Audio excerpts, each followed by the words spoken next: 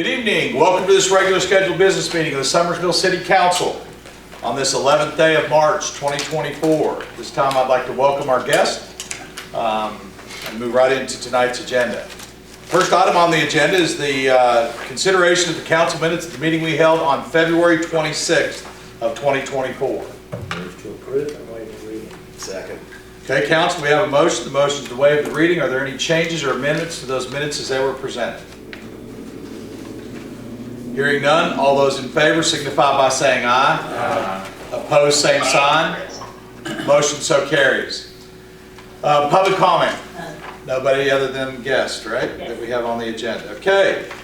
All right, the next item on the agenda is tonight we have with us the Executive Director of the Summersville Convention and Visitors Bureau, Tracy McCoy. And Tracy's here to give us a 2023 update and review. Good evening, Mayor Schaefer and City Council members. As the Executive Director of the Summersville Convention and Visitors Bureau, I'm pleased to provide you with an update of our recent activities and initiatives. Since I last reported to you in September, the CVB has been actively promoting the greater Summersville area as a premier destination for tourists. Through targeted marketing campaigns, social media engagement, and collaborations with local businesses, we have been successful in attracting visitors to our area. You may have seen our presence in Southern Living Magazine, West Virginia Living Magazine, the Washington Commanders Yearbook, the WVU Mountaineers football and basketball programs, Women's Day and Good Housekeeping magazines, Travel, Taste, and Tour, on WSAZ, SCTV, and 3WS Lake Country, to name a few. We continue to help organize and support events and festivals throughout our community that showcase the unique culture and attractions of the greater Summersville area. From outdoor adventures to cultural celebrations, these events continue to contribute significantly to the local economy and community spirit. In October, we assisted with planning and participated in the Gold Star Mothers Bridge Ride 2-day event. We had a booth at Bridge Day handing out promotional materials and freebies to event guests. We attended the State Park Public Comment Meeting, co-hosted a Monforest meeting in Richwood, promoted Summersville Spooktoberfest, and participated in the Safe Zone Trick or Treat event. In November, we attended the West Virginia Living Wonder Woman Award Ceremony to honor Mary Ann Taylor. We assisted with shopping for the Summersville Christmas store. We participated in Dr. Twilley's visit to the area, and we spoke on the wonderful outdoor recreation opportunities we have to offer. We also served food at the City Thanksgiving Community Dinner and participated in the Chamber's Summersville Behind the Scenes Vision of the Summersville area event. In December, we did live social media coverage of the Christmas parades in Summersville and Richwood. We worked at the Summersville Christmas store, spent a couple evenings manning the donation booth during Lights at the Park, and as a sponsor for the Winter Classic, we ran a halftime game during the first day. We welcomed everyone to our community, and we invited them to come back and visit when they had more time to explore. In January, our new 2024 Greater Summersville Area Visitors Guides arrived in time for my attendance at the AAA Pittsburgh Travel Showcase. The Travel Showcase was a remarkable success for us, enabling us to distribute lots of promotional materials and freebies. The guests made us very much aware that we were still referred to as Speed Trap, and I'm taking that as an opportunity to produce a creative way to utilize the reference in a much more positive way. They need to slow down and stay a while to enjoy all the wonderful things that our area has to offer. We should make that a billboard. Don't steal my thunder, but that's actually something I have in the works. Sorry to interrupt. No, you're okay. Towards the end of the month, we worked with Force to Focus to produce a short social media video, enticing viewers to come to the greater Summersville area for a romantic winter getaway. The response to the video has been terrific, and we plan to continue those videos, maybe one for each season for the remainder of this year. I recently attended the West Virginia Hospitality and Travel Association's Hospitality University at the Greenbrier, which always proves to be a wonderful learning and networking experience. Planning for 2024 events is well underway as we participate in organizational meetings for many of them. Not only are our wonderful annual events working hard on becoming even bigger and better, but I'm also excited to report that there are brand new events being developed and added to our community event calendar continually. Speaking of calendars, I'm very excited that the Mayor's Executive Assistant, Mary Ann Taylor, is starting an online community event calendar. I know that it will be a beneficial resource to both local community members and traveling guests alike. Our visitor center at the Arena and Conference Center remains a valuable resource for tourists, providing information, maps, and assistance to help them make the most of their time in the greater Summersville area. We are also working on implementing new initiatives to enhance the visitor experience while ensuring their safety and satisfaction. Collaboration with local stakeholders, including businesses, organizations, and government agencies, remains a top priority for the CVB. By working together, we can leverage our resources and expertise to further promote the greater Summerville area and support its growth and development. According to the Economic Impact of Tourism in West Virginia report prepared by Tourism Economics for the Department of Tourism, in 2022, the state of West Virginia experienced $5.3 billion total income. $5.3 billion in visitor spending, a $7.3 billion total impact. 54,330 total jobs were supported, with a $1.8 billion total income. In Nicholas County during 2022, visitors spent $39.5 million, $4.3 million on lodging, $10.9 million on food and beverage, $6.2 million on recreation, $7.3 million on retail, $10.7 million on transport, with a 15.7% growth rate from 2021. And those are the most recent numbers I had, so that's why I'm giving you 2022 numbers. The tourism industry provided approximately 273 people with employment here in Nicholas County during 2022. We are excitedly anticipating the results of the 2023 impact report, as we are quite confident that those numbers will be even stronger. After taking a look at the City of Summersville's hotel motel tax report numbers from July 1 through the end of this January, I'm very excited to report that we experienced an increase of approximately 20% during the same time frame of last year. After speaking with a couple of hotel partners, it excited me even more to learn that there had been an overall increase seen after school returned to session, where there's typically a decrease every year. This increase was not tied to a specific event or holiday, indicating that tourism to our area is increasing overall, and that is very exciting. This means that all the hard work collectively done by the West Virginia Department of Tourism, our local community business owners and members, and the Summersville CVB to promote our state, our region, and our community to the rest of the world is being noticed and is proving to be very successful. Being headlined internationally, such as West Virginia being recently named as one of the top 20 travel destinations in the world by National Geographic, certainly doesn't hurt our efforts either. We know that work on the new City of Summersville Sports Complex and the new Summersville Lake State Park is currently underway.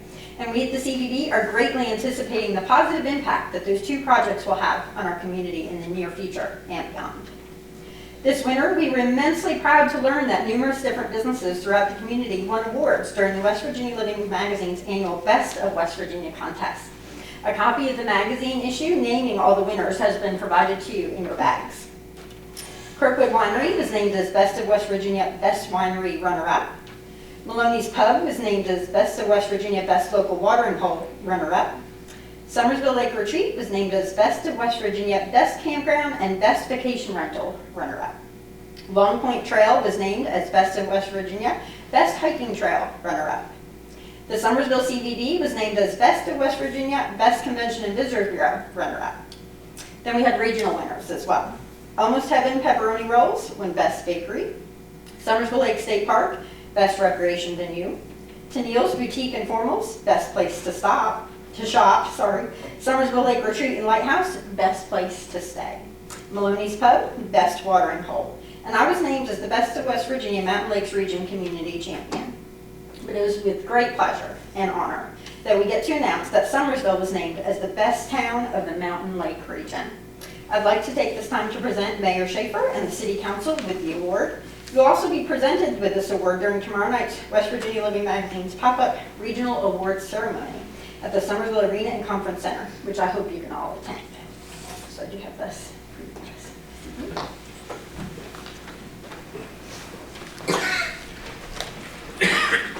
Thank you. Thank you. Congratulations. Accept this on behalf of all of you and the citizens. Congratulations. Thank you, Tracy. Looking ahead, the Summersville CVB has full confidence that tourism in the greater Summersville area will continue to grow and prosper. Our community is full of wonderfully dedicated and hardworking community members, business owners, and leaders. It is truly our honor to serve our amazing community alongside such a wonderful group of people.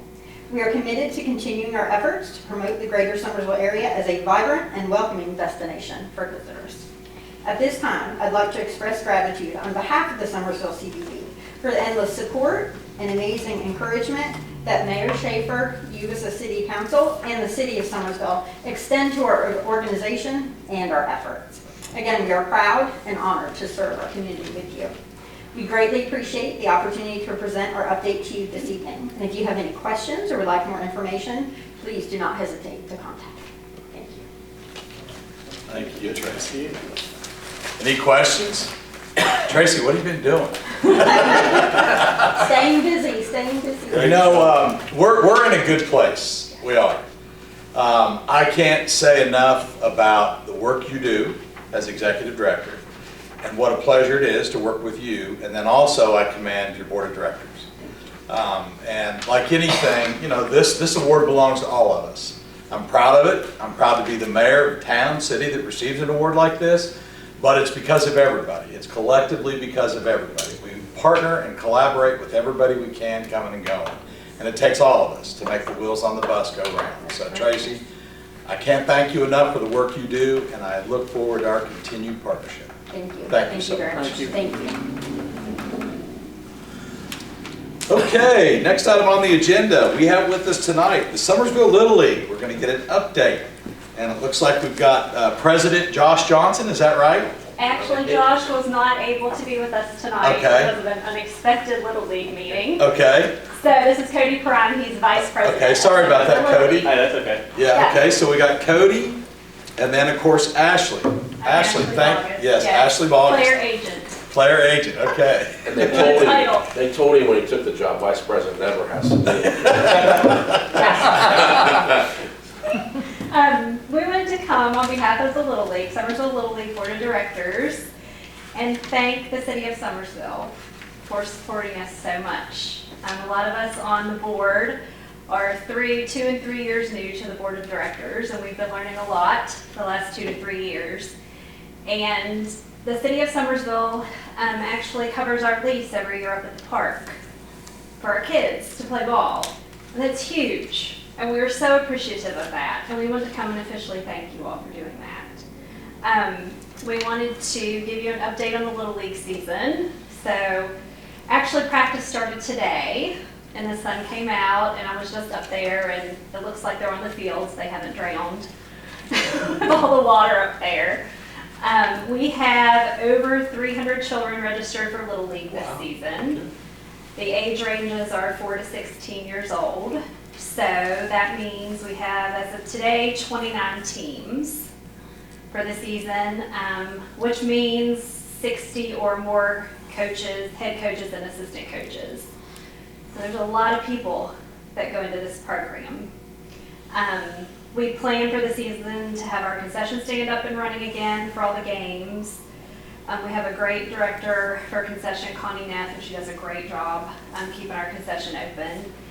Our opening day is scheduled for April 13th with a rain date of April 20th, but we hope April 13th works out.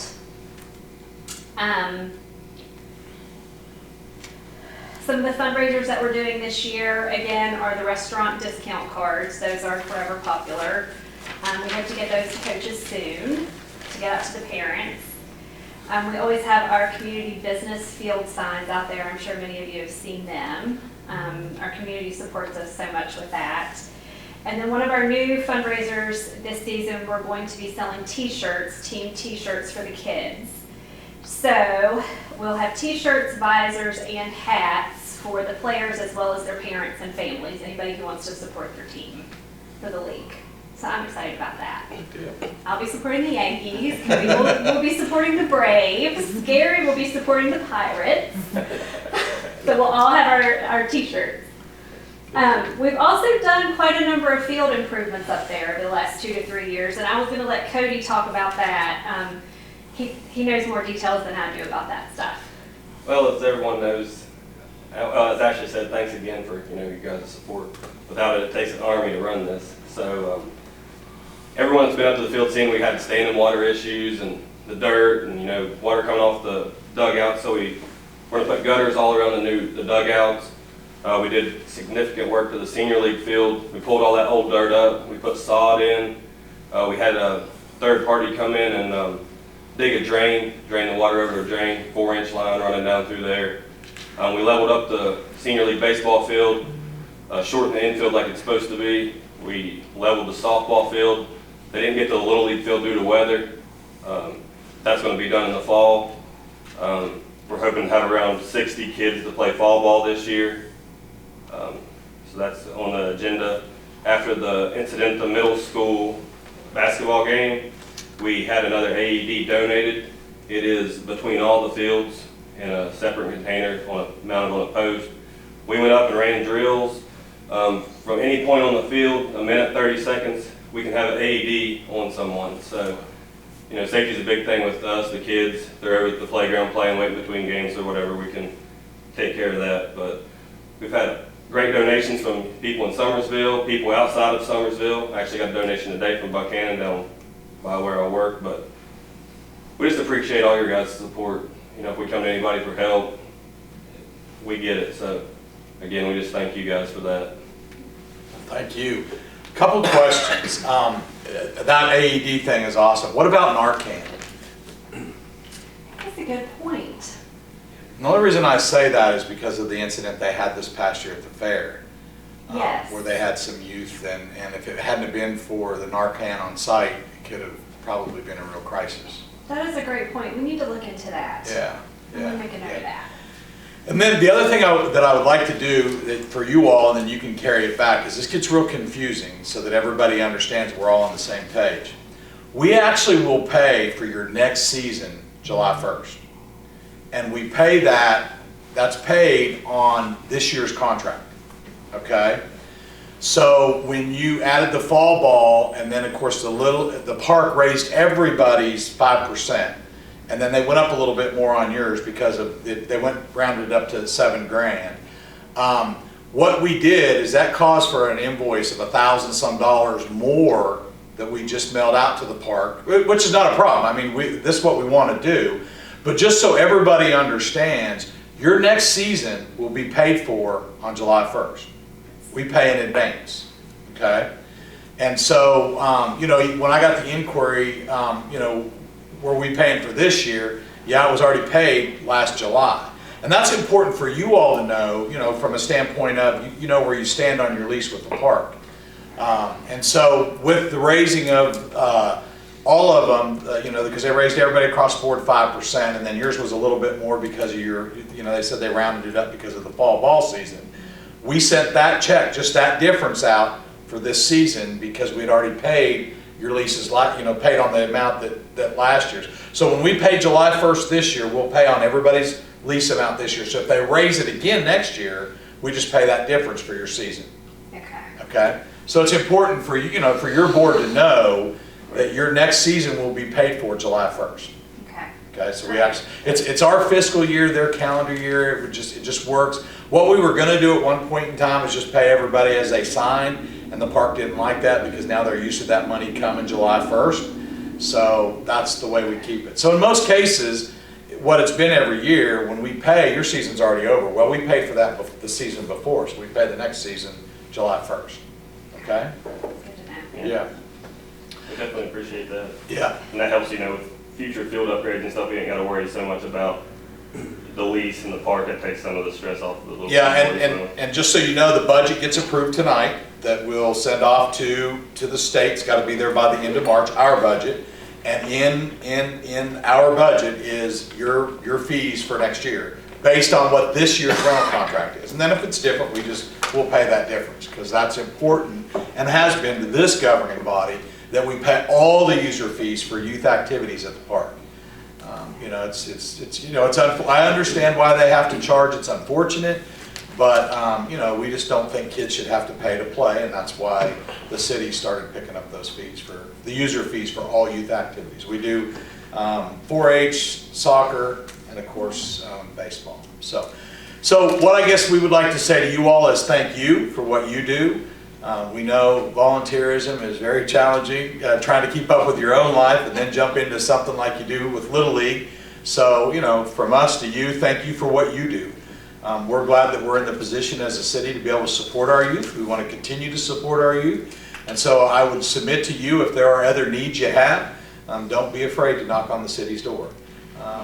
We'd be more than happy. And I have, I do quite a bit of walking out the park, so I've seen all the work going on out there, especially on the senior league field. So, and again, a bulk of that, I see a lot of volunteers out there on that stuff too. So, hats off, because that's certainly good for our community that you all care like you do. So, thank you, and thank you for coming out tonight.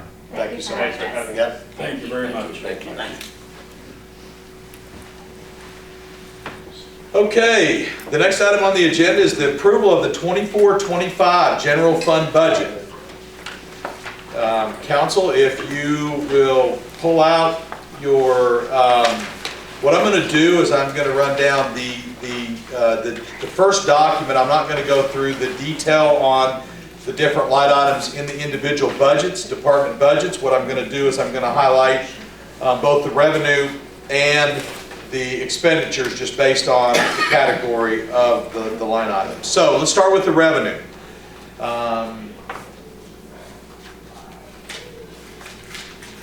Let's go with the revenue first. Okay, so we've got unassigned balance. We're going to carry forward, as at least in our first carry forward, $713,734. Ad valorem tax budgeting, we did get that in. That's a hard number, $851,666.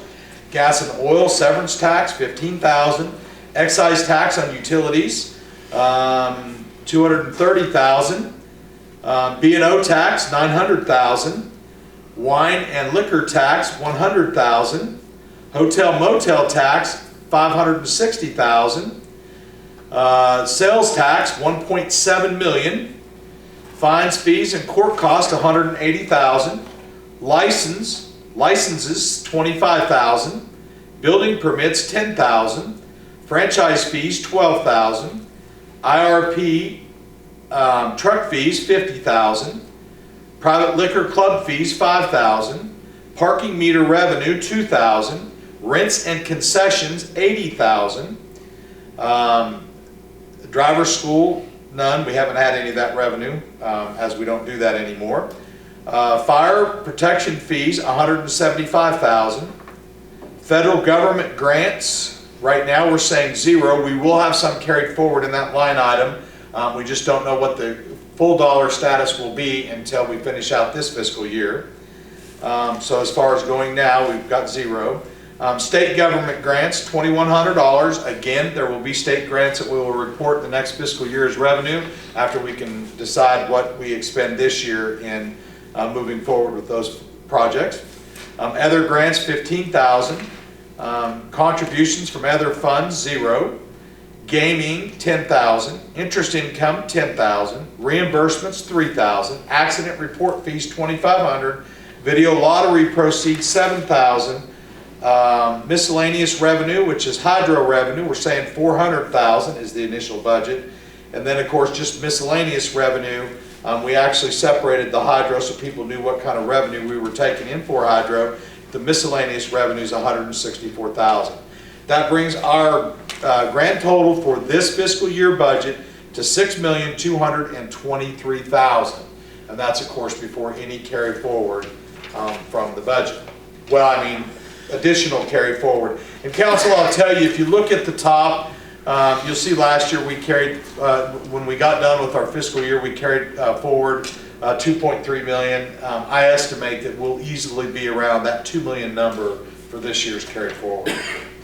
Now let's go to the budget and expenditures, and what I'll do is I'll name the budget and then the percentage of change. So we've got the mayor's budget is $117,000. That's down just a tick. Council is $136,000. That's down quite a bit because we haven't done the carry forward, which will put the monies in there for contingency in case other things come up through the year. Recorder's budget is the same, $56,000. Finance budget is $324,000, which is a variance of $34,000. And council, I'll remind you that that is to book our finance director's replacement at the beginning of January. So we're looking at additional person on that payroll from January through March. Police judge the same, 16.5. City attorney the same, 15,000. Forestry council, 27,000, same, no change. Regional development, 5,000.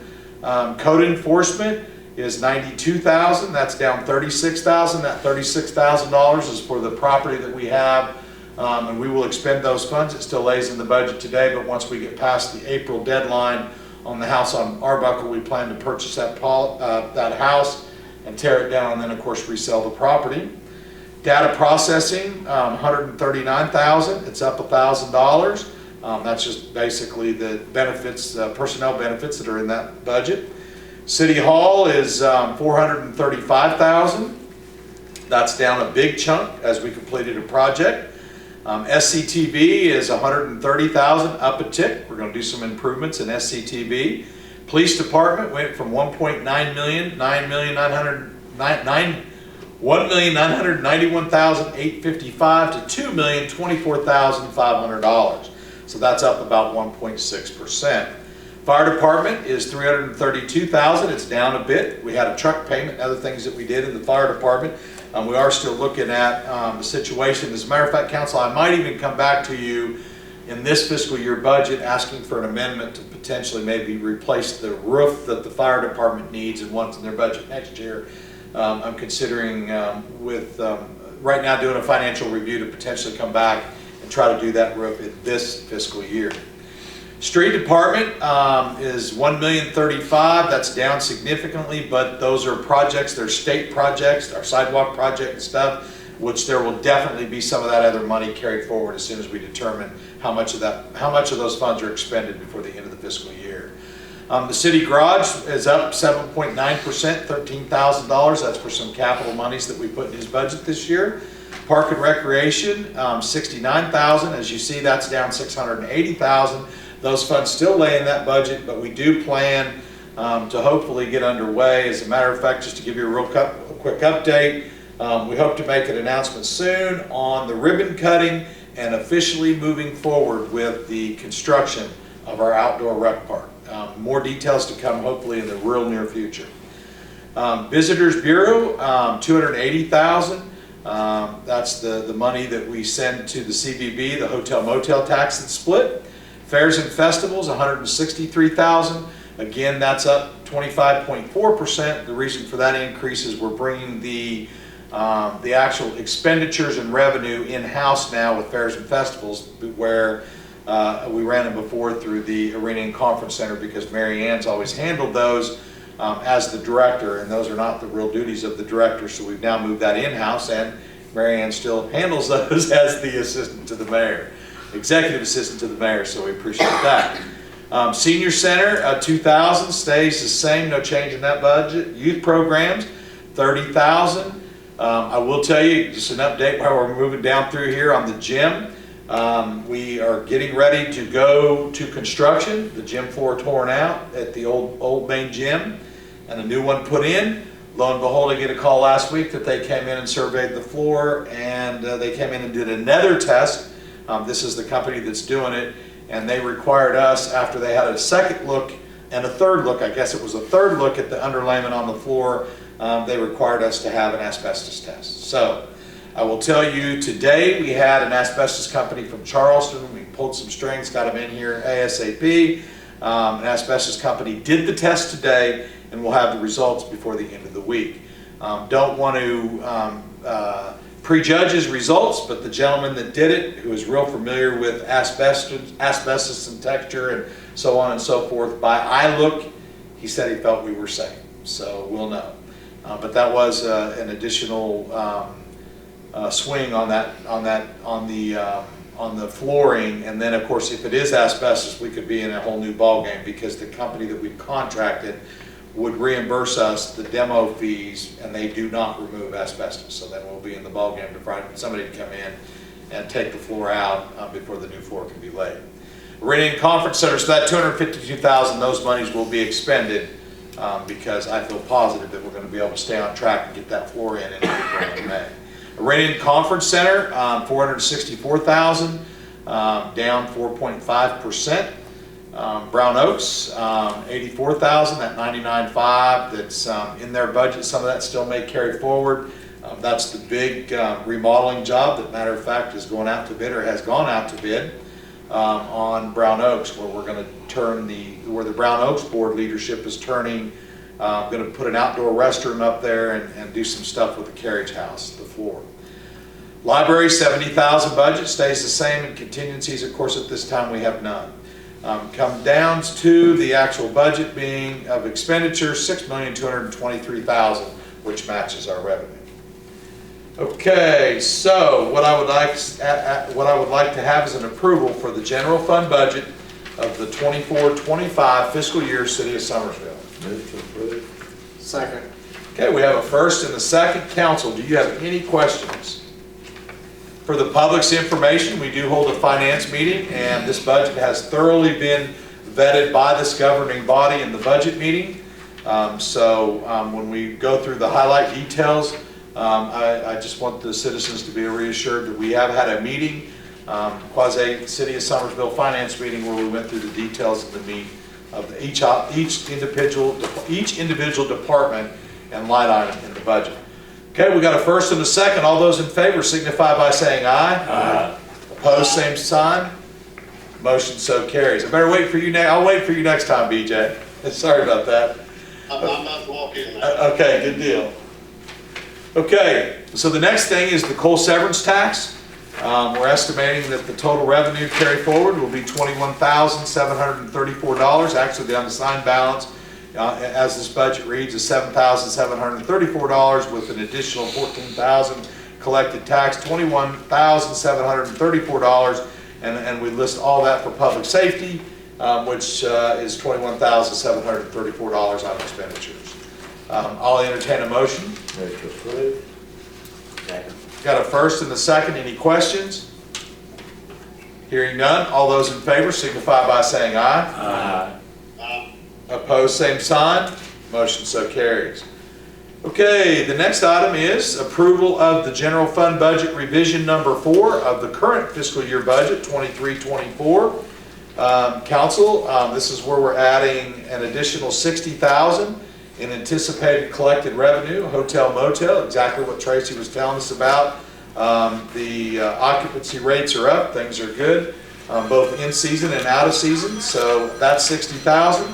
And then, of course, fire protection fees, we're increasing $12,589, and this is money that the state gave the county, and the county dispersed to the county fire department. So we're adding the $12,589 to the fire department commodities, bringing them from a budget of $45,000 to $57,589. The CVB contributions is $250,000 as it was. We're putting $30,000 in their contributions, which is the half of the tax that we collect, because as you recall, 50% of hotel motel stays with the city, 50% of it by law goes to the CVB, so their 50% brings their total to $280,000. And then the arena contractual is where the city puts our hotel motel. We increased it $30,000, bringing it to $280,000. So you can see the increase is $72,589 and the expenditures $72,589. I'll entertain a motion. Move to approve. Second. Got a first and a second. Council, any questions? Hearing none. All those in favor signify by saying aye. Aye. Opposed, same sign. Motion so carries. Recorder's report. Here, Mayor. Just pass this down. Pretty good month in February relative to new businesses, and I wanted to just throw those out just to let everybody know. I won't read down all of them because you always have some new businesses that are from out of state that come in and do one job or two jobs.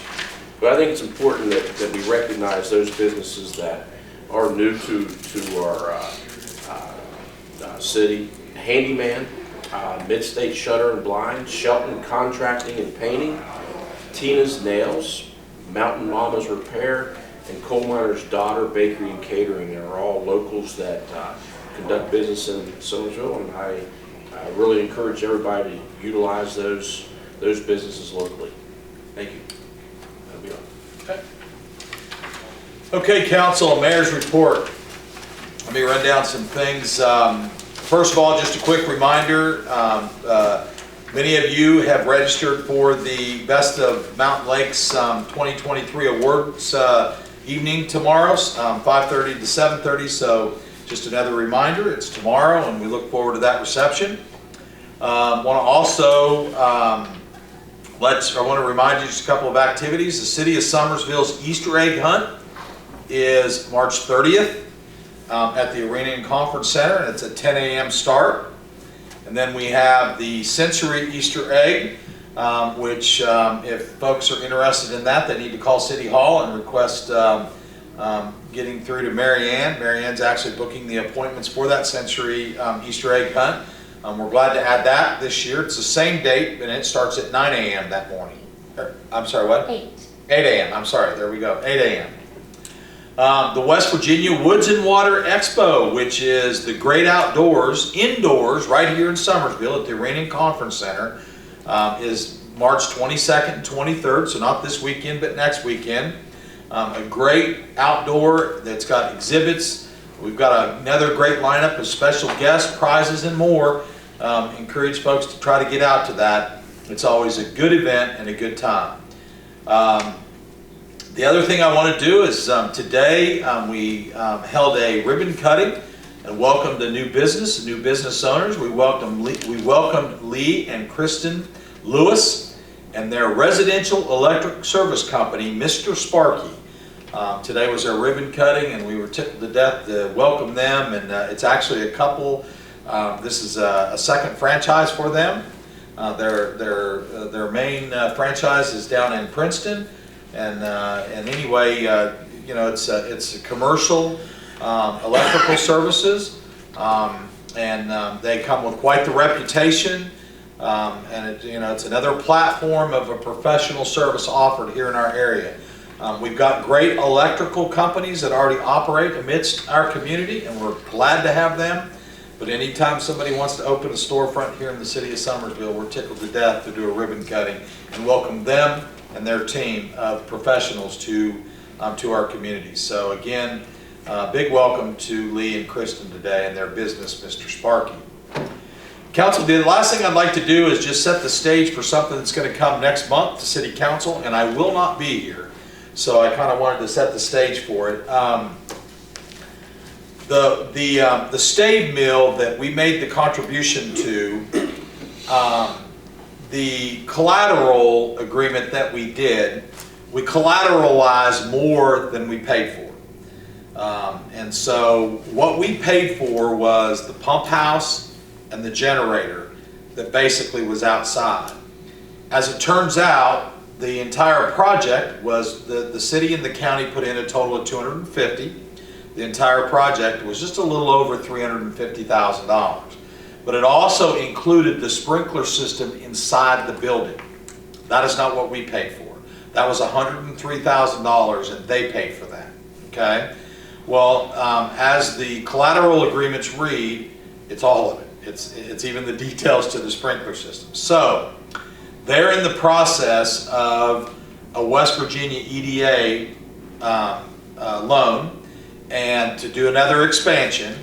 And West Virginia EDA doesn't like our first lien on that building sprinkler system, which is totally understandable. They want first, so they're asking us to move to second. But after a review of the situation, we shouldn't even be a second on the actual the piping and the sprinkler system in the building. So next meeting you will have before you, and I asked him to give pictures, pictures of the pump, pictures of the generator that runs the pump, and the description, and of course I've been in constant counsel with Greg as the county. All of the verbiage is being redone, and it'll come back for you all for an amendment to the agreement to collateralize what we paid for, not the entire system. Okay? So anyway, that will be at the next meeting, and I will not be here. So I just wanted to go ahead and set the table for that situation. Okay, any questions of the mayor's report? Hearing none, do we have any council reports? Just a couple things, Mayor. Okay. actually, during our meeting, I had a few texts from a concerned citizen in the Terra States area, and we'll talk a little bit further about, I'll segue a little bit, about speed enforcement and one-way traffic enforcement in that area. And that kind of, my segue is, as we've gone through daylight savings and a little brighter outside nowadays, just reminding everybody to please be wary of children and people walking and doing outdoor activities in our community as you're traveling through our community, to home from work or in the mornings. Just be mindful of those folks, and just mindful of our community and your speed and so forth. So just another conversation we'll segue to a little bit later. But Okay. That came through as we were in the middle of a meeting. So Okay, I all just right, mentioned all right, that. yeah, we'll talk about it, I guess, after council. Yeah, I mean, we'll do, I mean, we, not regularly, but infrequently, we get these requests, and we do everything we can to remedy the situation, and we can do it by signs. The traffic sign that we've got down here seems to really work down here, but we can move those around. And actually, Jay has asked numerous times, and we've even got Annabeth looking at it, to buy some more of those, because those things work when you pull up, and it's flashing the color, and yeah. And we can get Jay to move our portable one as well to those areas too. Okay. It's not just in Terra, but all over Yeah, town. okay. So. Okay, any other council reports? Did you want to say anything about this cleanup? Oh, yes. Yeah, actually, I forgot all about that. Yeah, annual spring cleanup, the City of Summersville's annual spring cleanup. This is important. We're getting the word out a little bit earlier this year, which is good. Wards 1 and 2, April 8th through the 12th. Wards 3 and 4, April 15th through the 19th. Okay, so wards 1 and 2 would be, if you're in those wards, your council people would be Jim Epling is Ward 2, right? Yes. Yeah, Ward 2. And Ward 1 would be Stevie and Wayne. So if you're in their wards, that's April 8th through the 12th. BJ, Brandon, and Chuck and Jean, their wards are April 15th through the 19th. Sometimes people don't know what their wards are. So it maybe helps if we identify it with council. So please put your items out early in the week as possible, Call City Hall and request a pickup. 872-1211. Just push the 0, get the operator. You'll be kicked to somebody that you can tell them you've got a pickup. Allowable is furniture, appliances, and other large items. Appliances containing Freon must have a certification sticker that the Freon has been removed. Unallowable is regular garbage, leaves, brush, tires, and construction debris. So this service is only available to citizens that live within the corporate limits of Summersville, and it is illegal for anyone outside city limits to bring in items for city pickup. So the important thing is if you have a pickup, and folks, this is intended for you to get the inside and the outside of your property cleaned up. You set it out there, we'll haul it off. This has been a big success for the city in helping us clean and maintain a beautiful city. This is all part of our annual spring clean and beautification project. So please get your items out, call City Hall. And Jim, thank you for reminding me to put that out. Do not adjourn, recess only. So I need a motion to recess. Okay, we got a first and a second. We're recessing until April 16th, and that's delay the levy. So we got a first and a second. All those in favor signify by saying aye. Aye.